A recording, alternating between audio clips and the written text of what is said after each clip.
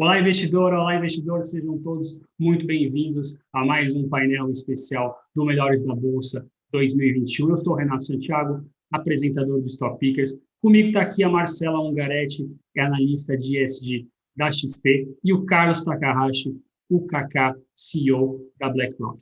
Bom, pessoal, a gente vai falar hoje sobre um assunto que parece ser um dos mais importantes no mercado financeiro hoje, no mundo corporativo também, que é o tal do ESG ou ASG, que são os critérios ambientais, sociais e de governança das empresas. A gente quis chamar o Carlos aqui para falar disso, porque a BlackRock é uma das maiores gestoras de ativos do mundo, ela tem trilhões, acho que 9 trilhões de dólares, depois do Carlos me corrige se eu estiver errado, sobre custódia. Então, é uma empresa que tem uma força muito grande para colocar essa agenda em pauta dentro das empresas. A gente vai falar sobre isso hoje. Então, vamos lá, dar um bom dia para todo mundo. Carlos, muito bom dia, muito obrigado por estar aqui com a gente. Seja bem-vindo. Bom dia, Renato. Bom dia, Marcela. Prazer muito grande estar aí com vocês. Prazer estar aí com os investidores aí para bater um papo sobre esse tema, como você falou, super importante, cada vez mais visível, graças a Deus. Tema que saiu das páginas secundárias, está aí nas páginas principais, né? Então, super bacana poder falar sobre isso hoje com vocês. Legal. Bom, mas já lembrando que Carlos não, né? Todo mundo chama de Kaká. Chamar o Kaká de Carlos é igual chamar o Pelé de Edson. Marcela, bom dia. Bem-vinda também. Obrigado por estar aqui com a gente. Bom dia, Renato. Bom dia, Kaká. Bom, obrigada, pessoal. É um prazer estar aqui com vocês hoje, falar desse tema tão relevante com uma empresa que tem, como o Renato disse, um potencial gigante de transformar e de mudar e de trazer esse tema para debate. Então, é um enorme prazer estar aqui com vocês hoje. Espero que o papo seja bem bacana e que ajude vocês, investidores e investidoras, a entender mais sobre esse tema e entender, como os diferentes agentes do mercado conseguem impulsionar essa agenda. Legal. Kaká, vamos começar por esse ponto, então. Eu queria que você explicasse primeiro, de maneira geral, o que a BlackRock faz para tornar essa agenda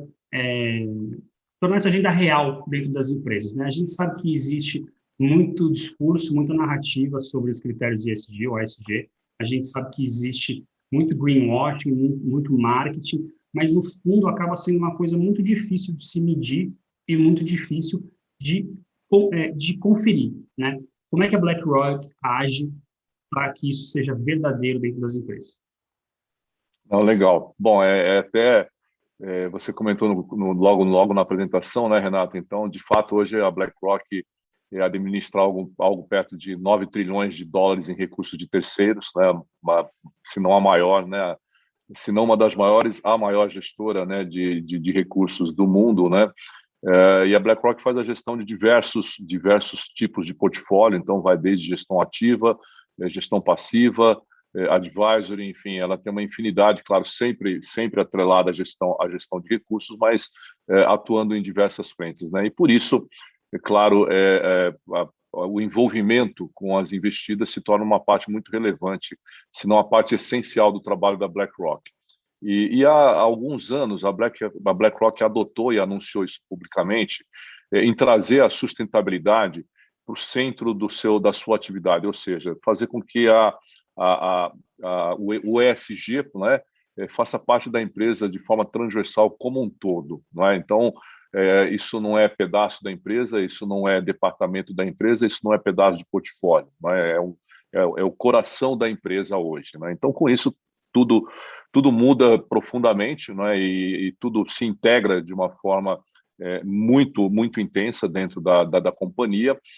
E, claro, a parte que diz respeito ao engajamento junto às empresas, ela é muito relevante. Mas falando um pouco, né, de como é que o ESG ocorre, como é que isso é integrado dentro dos portfólios, é incorporado dentro dos portfólios aqui da BlackRock, né? Então, são quatro grandes verticais, né, que nós temos. Claro, tem uma vertical de exclusão, né, que a gente comenta, né, que é a parcela do portfólio que faz a exclusão daqueles temas que são compreendidos e assumidos como temas que nós temos que evitar, né? Então, vai desde, por exemplo, no ano de 2019, nós anunciamos que nós não iríamos mais investir em empresas de carvão, não é?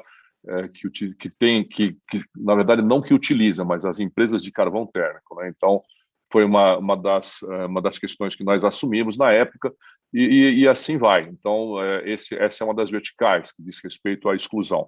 Tem uma outra que diz respeito à incorporação positiva dos critérios ESG, né? Esse é o pedaço que nós falamos que é de uma ampla integração dos critérios ESG.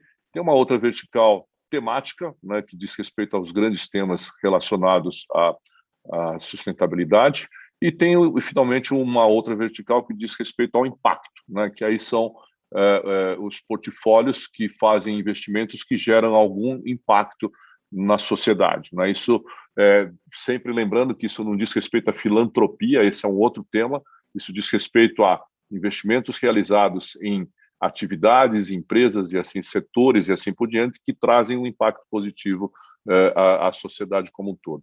Então são essas as 4 verticais. E como é que isso funciona, né? Tem dois outros aspectos que vale comentar aqui com vocês. Primeiro é com relação à gestão ativa, né? Uma parcela relevante do nosso portfólio de gestão ativa, e na parcela de gestão ativa os portfolio managers têm a responsabilidade de incorporar todos os fatores que a BlackRock entende como necessários para você efetivamente ter os critérios ESG ou ASG incorporados, e utiliza como base tanto os recursos internos, tanto as pesquisas, tanto os materiais desenvolvidos internamente por nós, quanto também de terceiros, né? Então, essa é uma parcela que diz respeito à gestão ativa. Uma outra parcela que é bastante importante, a BlackRock é bastante conhecida globalmente por ser a maior gestora também de fundos passivos, né, que são os famosos ETFs, os Exchange Traded Funds, que são fundos que replicam algum índice, não é? E aí, nesse caso, o engajamento é muito importante, e em função disso nós temos uma equipe de stewardship que efetivamente faz todo o trabalho de acompanhamento das empresas que compõem os índices e faz junto com elas o engajamento naquilo que a BlackRock entende como prioritário em termos de gestão da companhia. E, ao mesmo tempo, um trabalho muito forte junto aos gestores de índices, para que eles também, gestores de índices, são os MSCIs da vida, os S&Ps e assim por diante, que são provedores dos índices que nós usamos nos nossos fundos. Então, também fazemos um trabalho junto a eles para que eles efetivamente integrem os critérios ESG nos seus índices. E nós temos uma área, né, interna, nós temos 2 áreas extremamente conectadas com a gestão, claro que segregada do ponto de vista de governança, mas essas 2 áreas independentes provêm informações para os portfolio managers. Então, nós temos uma área que nós chamamos de BlackRock Sustainability Investment. Essa área provê insumos relacionados à ESG como um todo para os gestores e também para o mercado. Isso é algo que as pessoas podem acessar no nosso site. E nós temos uma outra área que nós chamamos de BlackRock Stewardship, que é a área que faz exatamente o acompanhamento da governança das empresas, que faz o acompanhamento de como está indo a gestão das companhias que nós investimos, e isso também serve de insumo para que nós tomemos as nossas decisões. Então, de uma forma ampla, mas com algum detalhezinho, é dessa forma como a BlackRock faz a gestão dos seus recursos. Voltando lá para o início, né, Renato e Marcela, o ESG, a sustentabilidade hoje é o centro, o coração da atividade de gestão da BlackRock. Marcela, você quer comentar, mandar a sua aí? Vamos lá.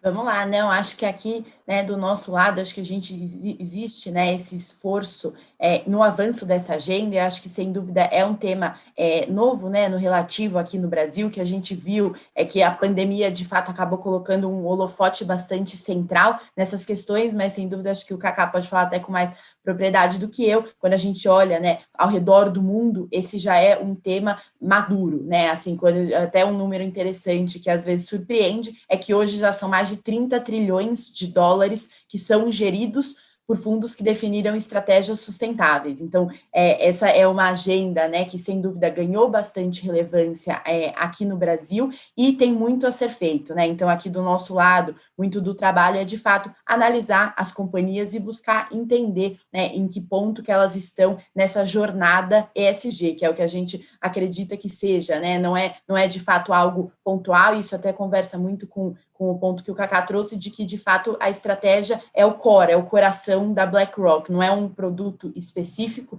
né? E a gente tem bastante essa visão aqui também. Eu queria aproveitar, Kaká, se eu puder emendar uma pergunta, acho que você mencionou nesse processo de integração ESG na BlackRock, um dos pontos que a gente tem visto, que tem ganhado cada vez mais relevância, nós aqui particularmente vemos com bons olhos essa estratégia, é a questão do engajamento corporativo, né? Ou seja, você engajar com as companhias e impulsionar essa mudança interna dentro delas. Se você puder comentar um pouco como vocês aí na BlackRock, tanto, né, como gestora global, quanto aqui nas operações do Brasil, como vocês fazem isso e puder explorar um pouquinho mais, e até sua visão, se essa é uma boa estratégia, se surte efeitos positivos.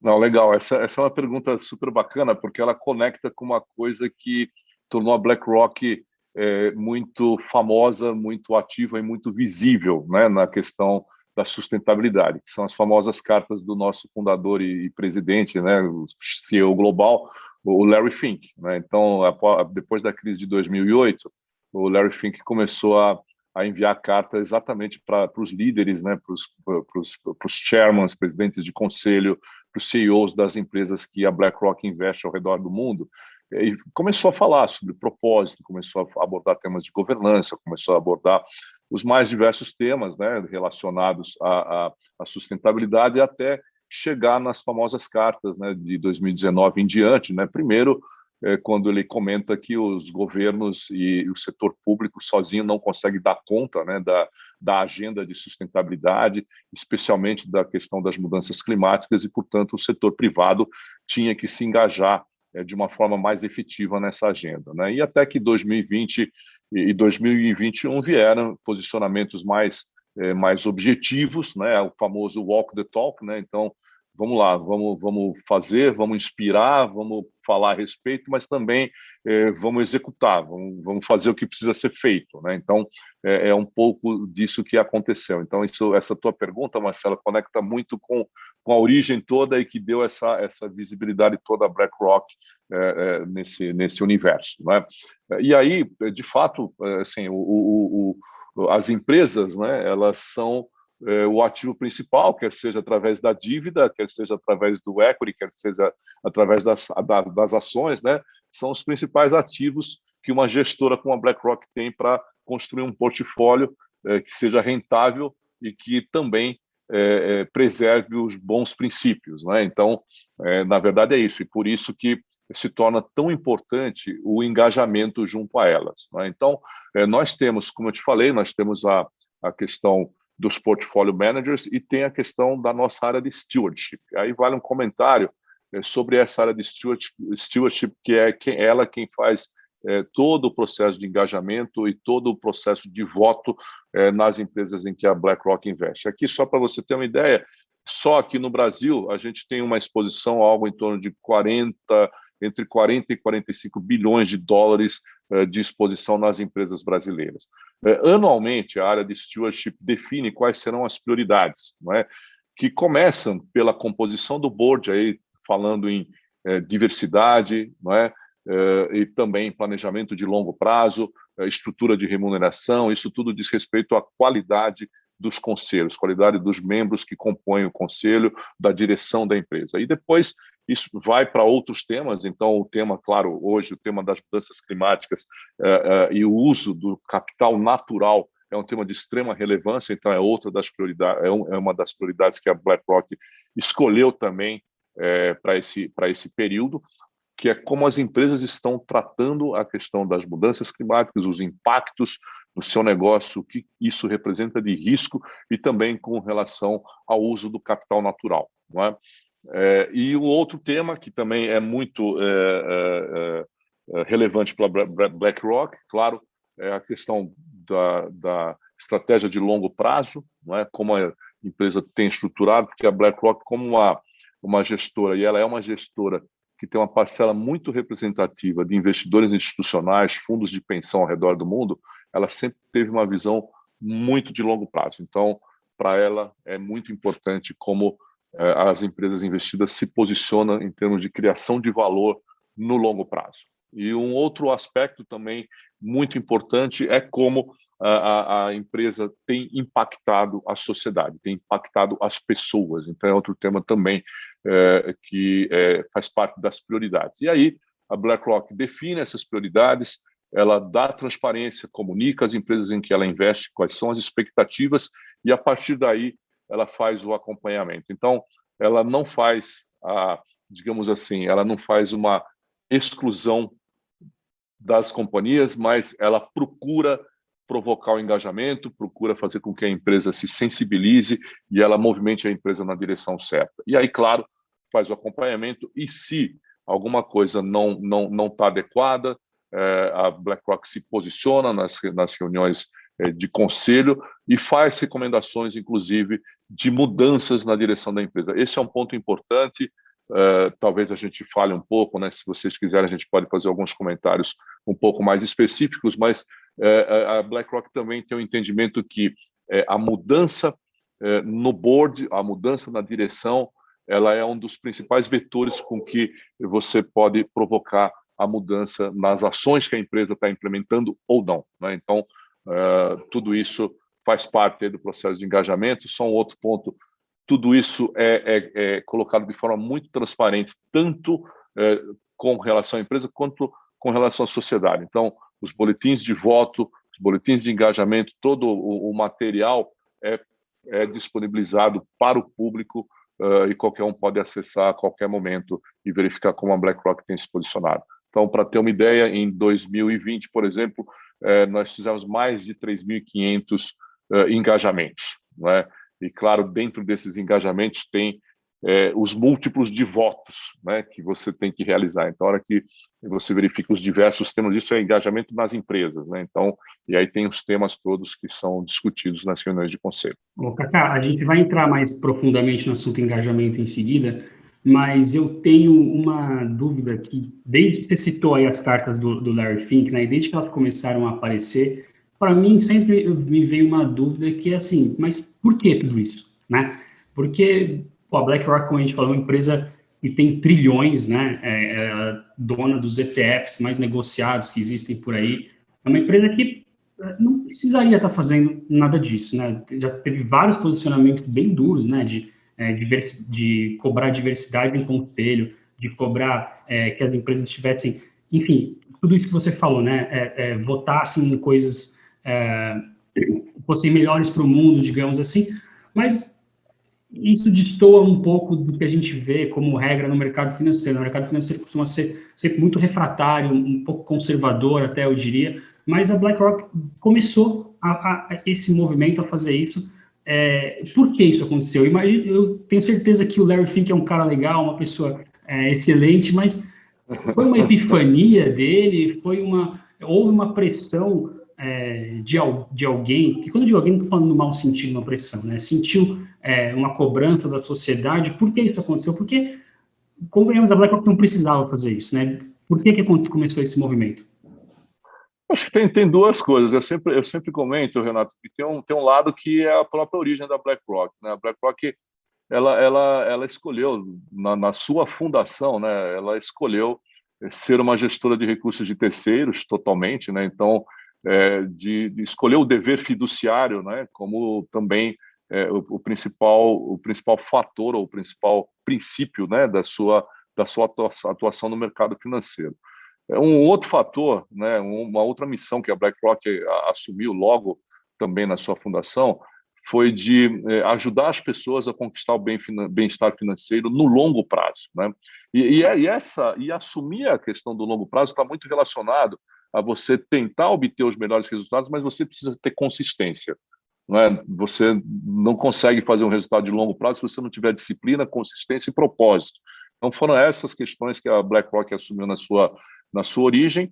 E aí, com certeza, aquele período, né, que imediato à crise de 2008 também trouxe uma reflexão muito importante, não é? Porque foi o período em que, primeiro, nós sabemos como a crise começou, né? A crise de 2008 começou com problemas de governança, começou com problemas de pirâmides, né? E tudo isso provocou um colapso muito grande no sistema financeiro e trouxe também o mercado financeiro para um patamar, né? Eu diria não mercado financeiro, mas as economias para um patamar de muita liquidez, e com isso taxas de juros também caíram, e aí também os preços cobrados, né, os preços cobrados pelos gestores se tornaram muito transparentes, né? Então, com isso também a BlackRock assumiu que teria que encontrar mecanismos, né, para você ter custos compatíveis com os resultados que você estava oferecendo. Então, tudo isso faz parte, né, digamos assim, de uma evolução, mas que começa com um princípio de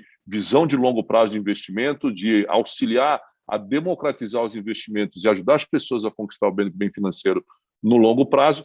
E aí todos esses movimentos que aconteceram no mercado e a percepção de que alguma coisa diferente precisava ser feita efetivamente. Ainda que você acreditasse, mas você precisaria efetivamente executar aquilo, não é? Então, claro que as cartas e toda essa visibilidade da BlackRock com relação ao ESG ou ASG ou a sustentabilidade ocorreram nos últimos anos, mas é algo que vem de muito tempo atrás. E um outro ponto é que, de fato, você tem aí o surgimento das novas gerações, não é?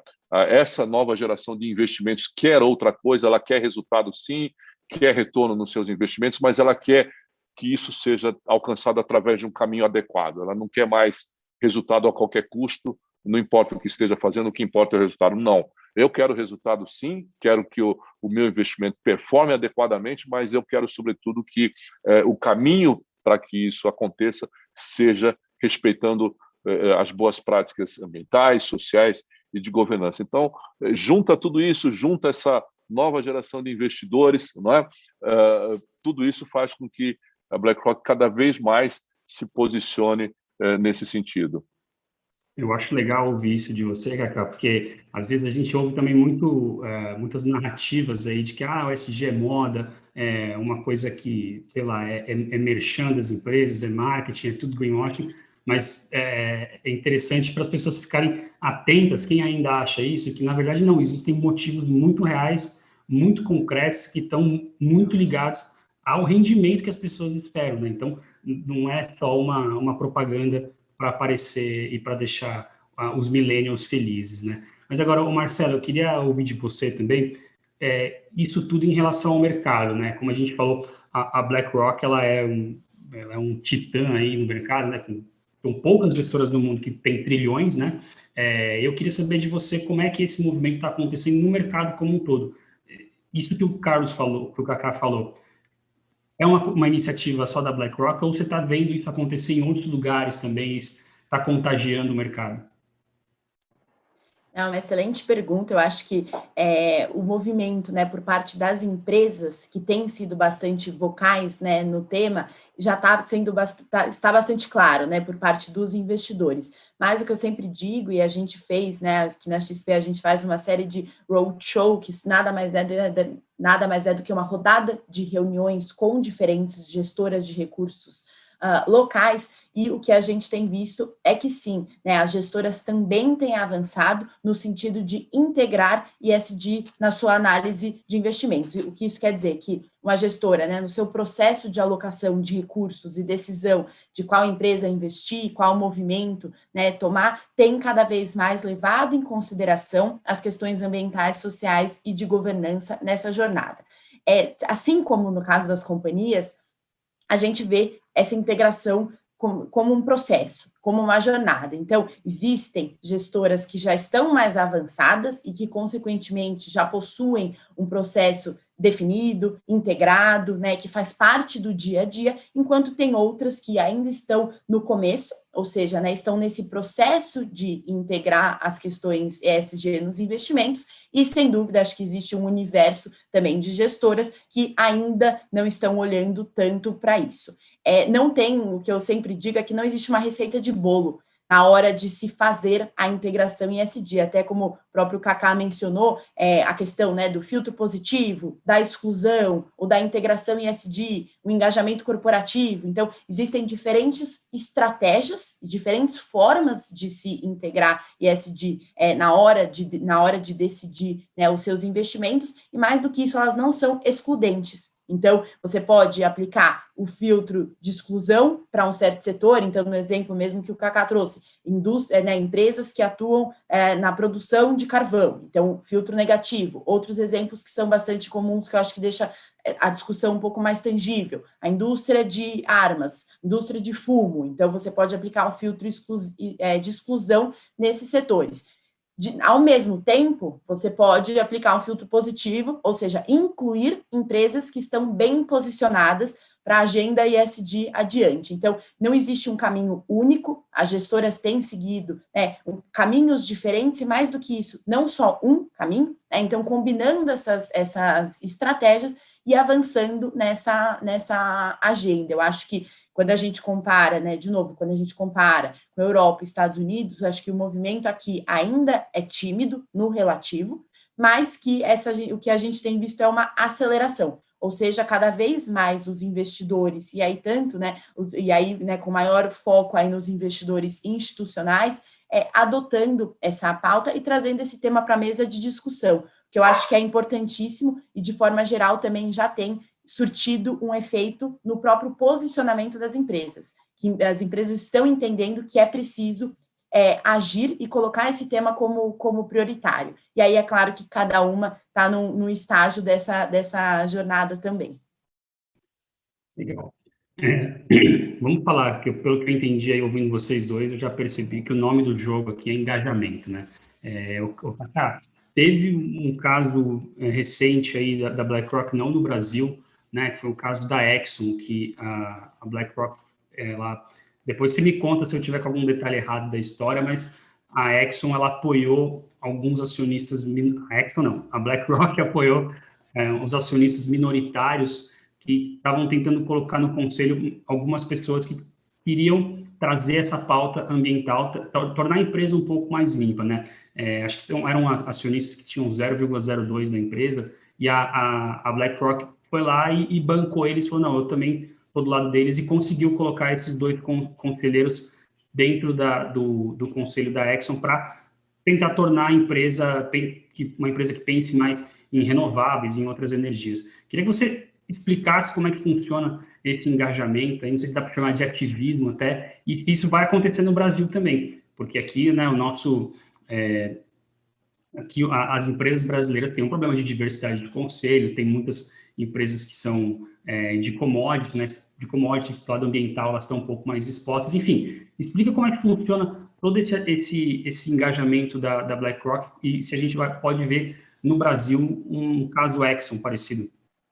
Não, esse foi um evento bastante importante, bastante emblemático nesse ano, né, com relação ao posicionamento da BlackRock, tanto que ganhou muita visibilidade na imprensa e tudo mais, né, exatamente por causa disso, porque a BlackRock apoiou posições minoritárias que estavam querendo colocar tanto na presidência da companhia como em outros postos no conselho pessoas ativistas, né, que efetivamente iam atuar para tocar a agenda em prol de uma transição para a energia mais limpa, né? Então, era isso que a BlackRock estava querendo, e aí, sim, ela fez esse posicionamento, esse voto na reunião de conselho. Isso ganhou uma repercussão muito grande.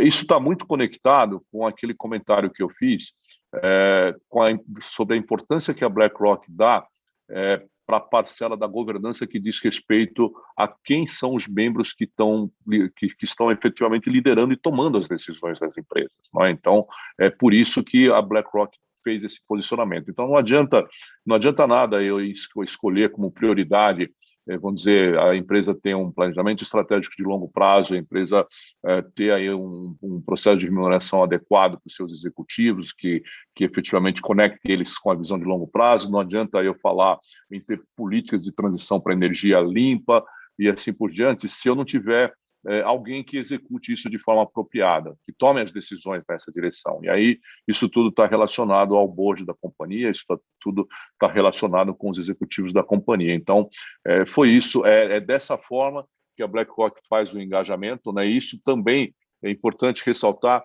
que a BlackRock também anuncia isso antes e chega e fala para as companhias, escuta, a minha expectativa é essa, eu gostaria que vocês caminhassem nessa direção, gostaria que a composição do board acontecesse dessa forma, que vocês tivessem diversidade, que vocês tivessem pessoas, e a gente não fala só em diversidade de gênero, a gente fala em diversidade de conhecimento, em diversidade no sentido mais amplo, para que exatamente as diversas visões possam trazer melhores decisões e as visões adequadas para aquilo que a empresa precisa para fazer suas mudanças. Então, foi exatamente o que aconteceu nesse processo envolvendo a Exxon. E com relação a outras empresas, como eu falei lá no começo, né, hoje a BlackRock aqui no Brasil, hoje no primeiro semestre desse ano, durante o primeiro semestre, já estamos no segundo, né, mas durante o primeiro semestre nós fizemos já a nossa área de stewardship, na verdade, que eu comentei, que é uma área segregada, nós temos um time de stewardship que atende a Américas, e nós temos um pedaço desse time que atende exclusivamente América Latina e Brasil, dentro de América Latina. E no primeiro semestre nós já fizemos a comunicação para as empresas que a BlackRock investe aqui no Brasil, quais são as expectativas de diversidade em conselho, não é?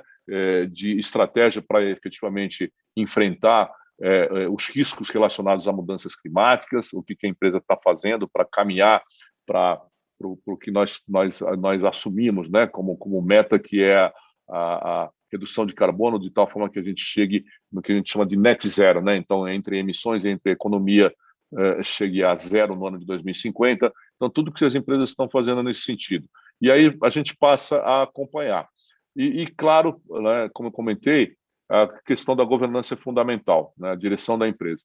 E com relação a isso, nós já temos, não é, já votos aqui em empresas brasileiras que as pessoas podem acessar.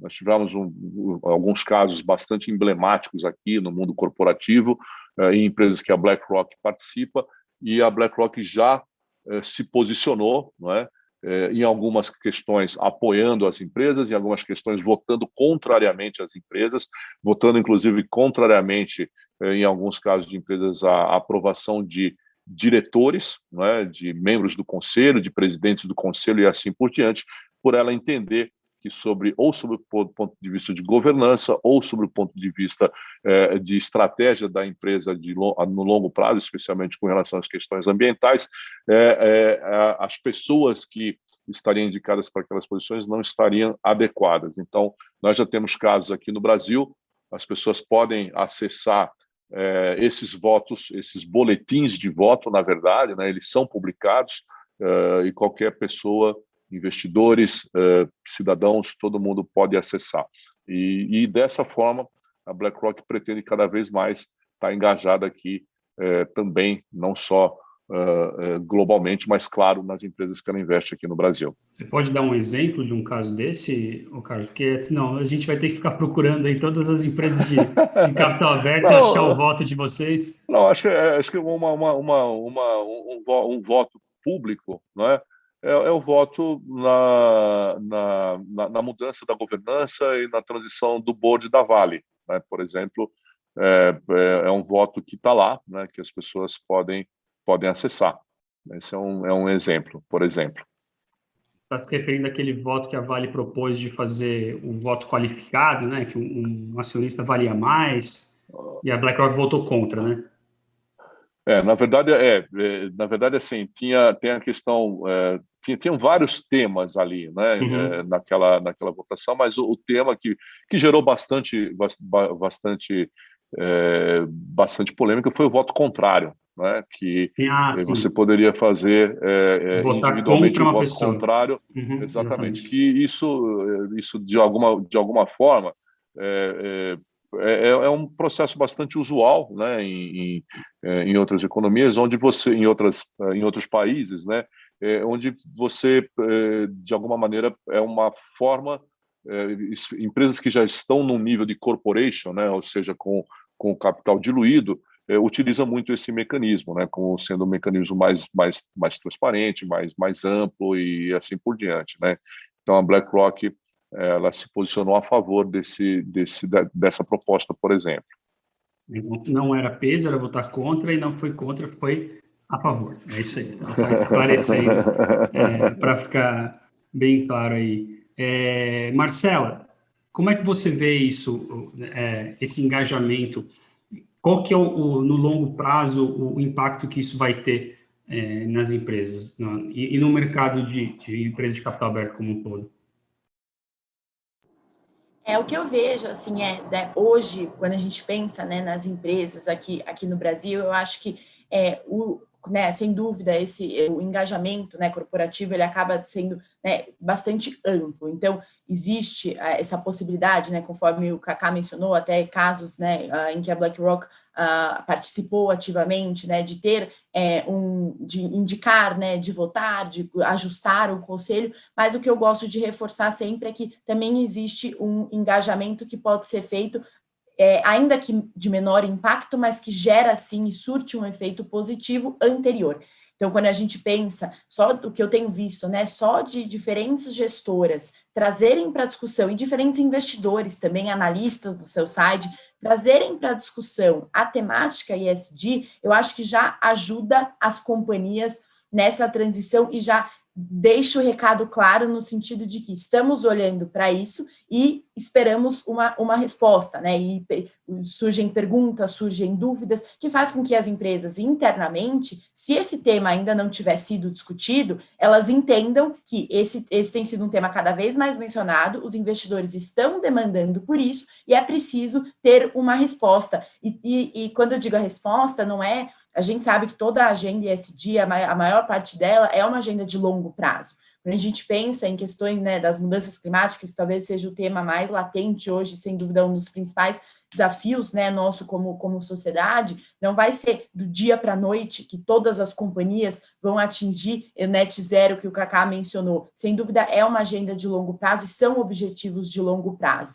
Então, não é que nós, como investidores, esperamos essa mudança do dia para a noite, mas a gente espera que as empresas se preparem e se posicionem, se antecipem para chegar nesse cenário. E acho que a forma, né, de trazer pessoas no conselho é justamente para impulsionar essa discussão internamente e pensar como no plano estratégico da empresa, como em toda a sua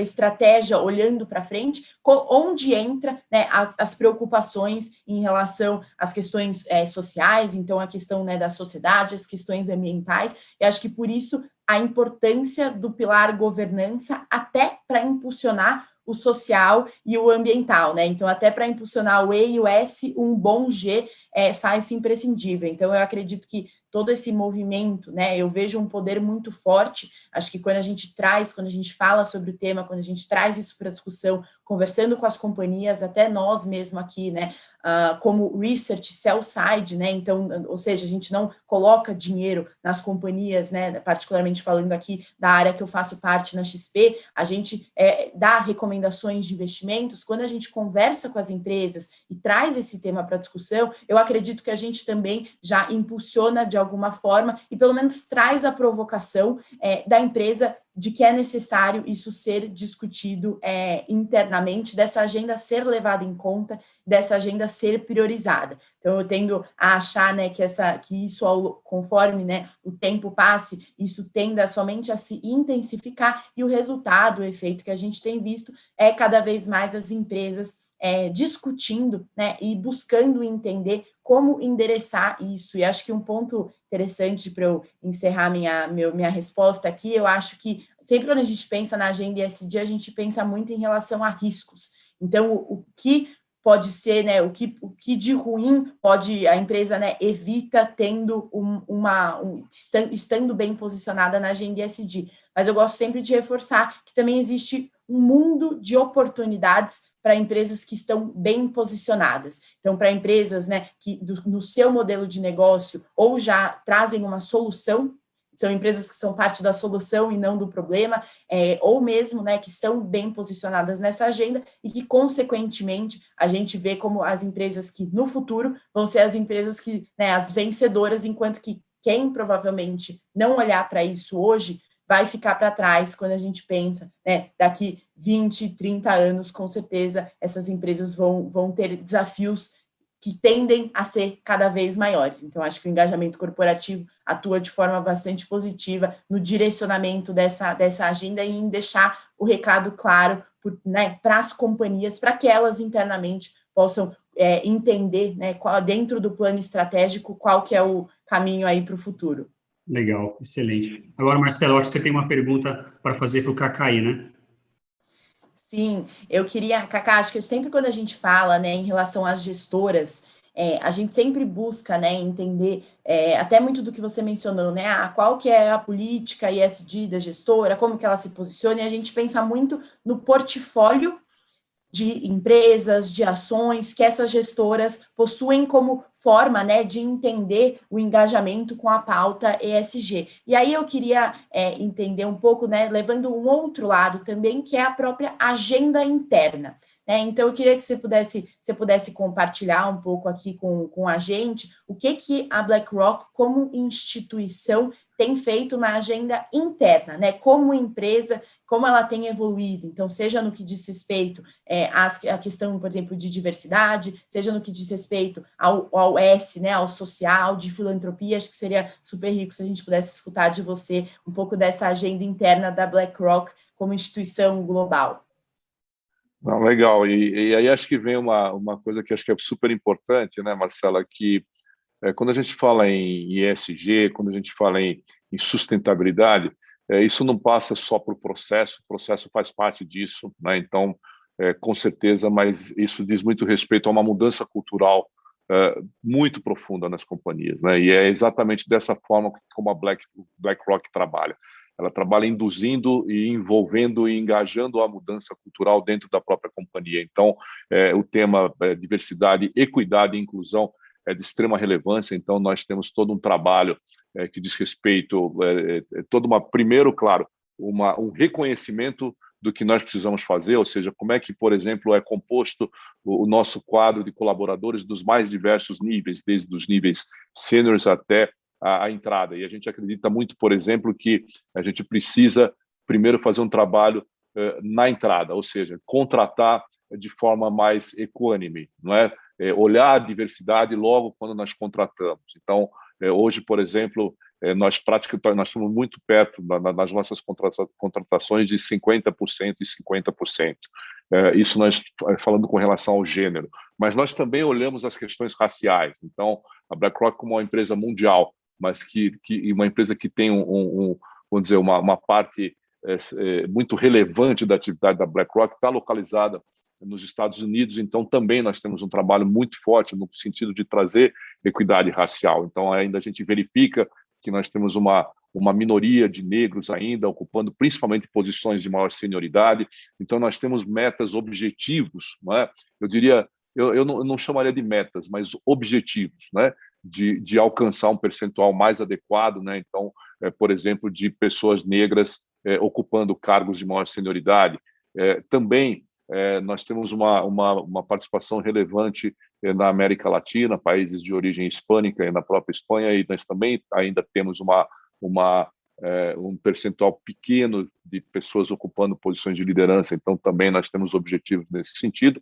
E, claro, aí na questão do gênero, o gênero feminino ocupando também posições de liderança, porque nós temos esses 50% na empresa como um todo, né, praticamente uma situação praticamente equilibrada, um pouquinho menos, na verdade, 47%, 48% de feminino, com 52% de masculino. Então, a gente quer chegar a uma equidade maior, mas também, a hora que a gente vai para posições sênior, a gente tem um percentual menor de mulheres ocupando posições sênior, e a gente quer também otimizar isso, quer aumentar isso, e para isso nós temos objetivos ano a ano para chegar lá e fazemos esse acompanhamento. Afora todas as iniciativas que a BlackRock tem, então a gente tem, por exemplo, nessa semana, que é a semana do LBG, a sopinha de letras eu sempre misturo, mas nós tivemos uma série de iniciativas também,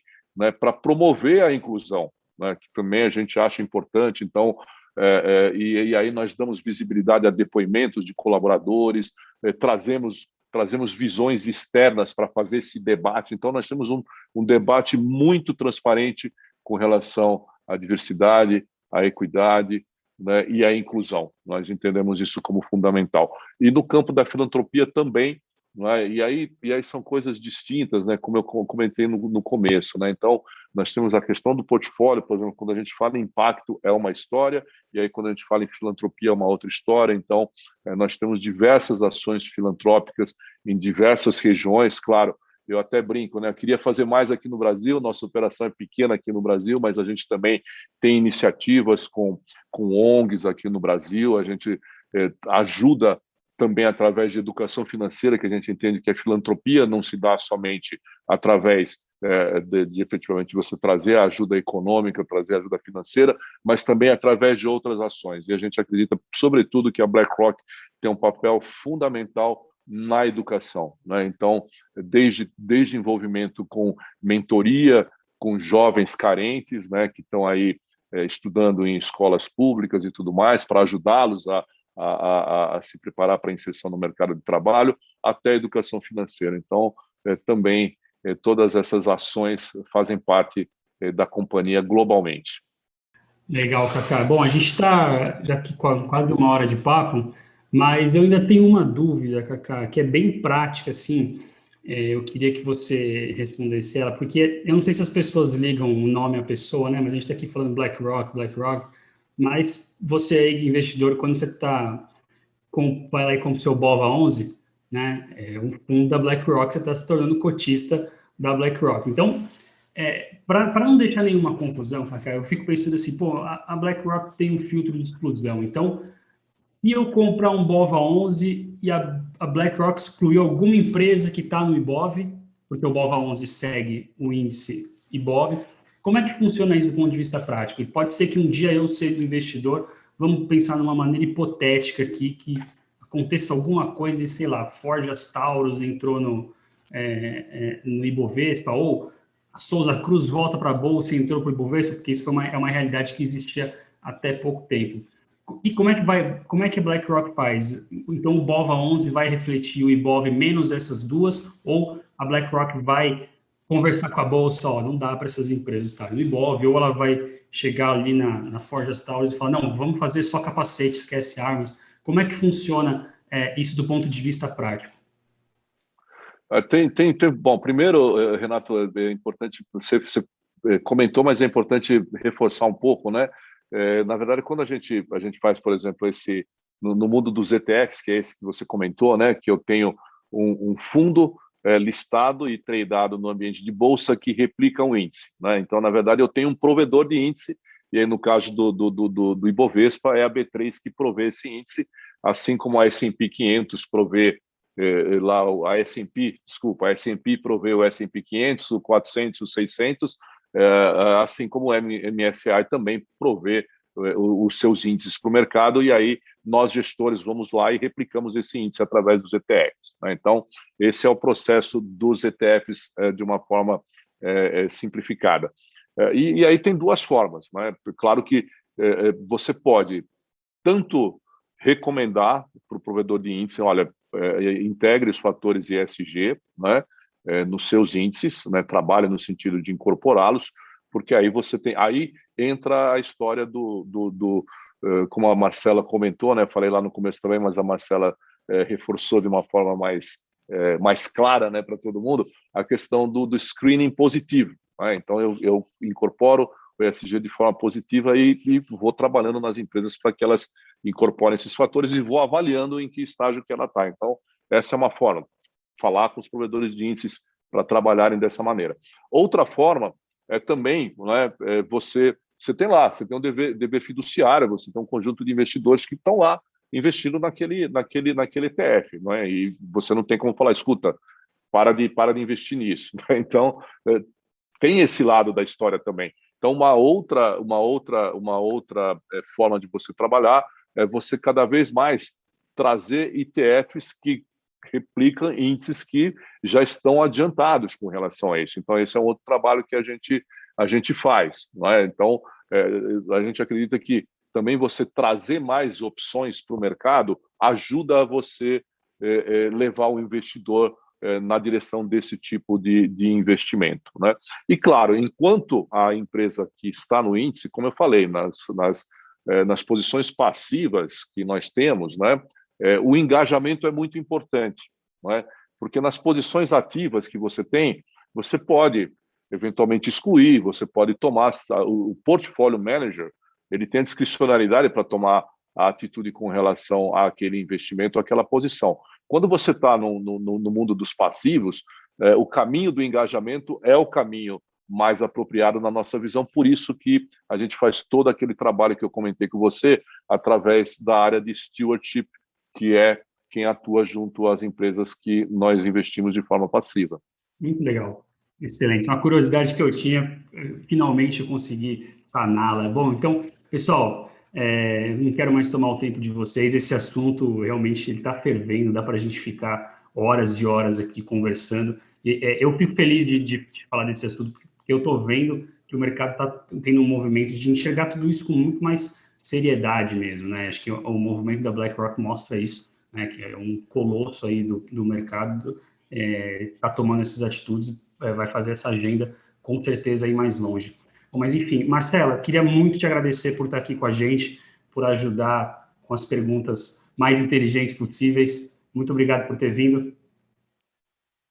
Obrigada, eu que agradeço o convite, é sempre um prazer falar sobre esse tema, acho que a gente cada vez mais tem discutido e, sem dúvida, é muito rico, eu vejo como uma agenda muito colaborativa, então é sempre um prazer trazer esse tema aqui para a discussão, espero que tenha sido bastante rico, né, para toda a nossa audiência e que ajude vocês nessa jornada também. Obrigada, prazer. Kaká, prazer te conhecer, excelente entrevista, muito obrigado por ter vindo aqui. Não, eu que agradeço e parabéns aí pela iniciativa, né? Eu acho que isso é super importante, você levar informação, levar conhecimento, levar discussão para o mercado, para os investidores. Acho que é isso que faz com que a gente amadureça e aí, falando um pouco de novo, né? Depois a Marcela me cobra os direitos autorais, né? Mas é uma jornada, é uma transição. E quando você está numa jornada de transição, você tem que ter, sim, a visão de longo prazo, tem que ter disciplina, e é aquela história. Nós estamos é uma jornada que, felizmente, começou e que não tem fim. Né? Então, nós vamos estar nela agora para todo sempre, felizmente. E é isso aí. E obrigado, prazer estar com vocês. Legal, não, a Marcela não vai cobrar direitos autorais, ela vai deixar isso em domínio público, porque a intenção é que isso vai cada vez mais longe. Bom, então a gente vai ficando por aqui. Muito obrigado a você que assistiu mais esse painel especial do Melhores da Bolsa. Um abraço e até a próxima.